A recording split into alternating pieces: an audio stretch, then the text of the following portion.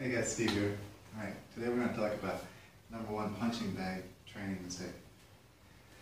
You're going to see even big name pros in bag workouts or in bag or in training videos. You see them up on a bag, whether it's kicks, punches, elbows, whatever it might be, training or working out.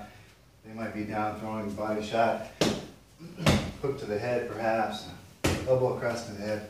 And they might even explain exactly coming across the eyebrow, for example, with the elbow, and that's what they're talking about in training. But if they come over and stood on next to the bag, you'd see the indent from their elbow and knuckle prints in the videotape. They're actually punching down here at upper chest level, lower neck level. Okay. We need to treat the bag as a live opponent and visualize that. I'll talk about that in another video. I'll put the link in the description below. But we need to stand next to the bag and mark out our own head height. If there's any stitching or lettering on the bag, we can use that, duct tape, whatever there might be, but know where your head height is on the bag, and that's what you want to train for a head shot.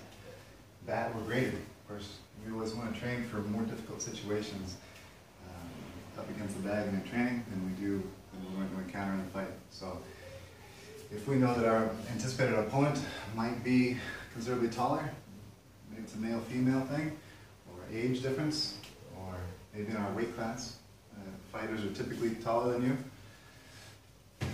know where that's at. Let's mark that out. Let's put a little bit of engineering into this and train that. So we should never be thinking headshot and hitting in a place that's not realistic for what would be actually encountering a fight.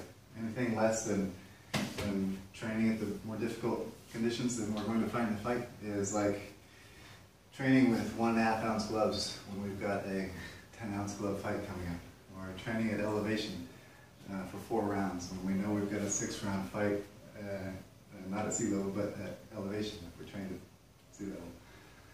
It just doesn't make sense.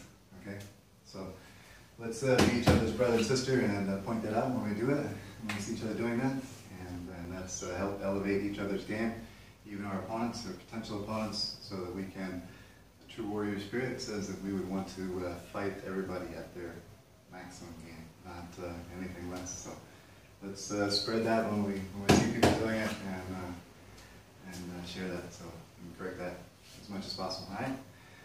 So that's my lesson for today. I hope you enjoyed it, and take a look on YouTube and Google, because you're going to crack up. There's a lot of them out there, big name pros, and I hit them across the eyebrow.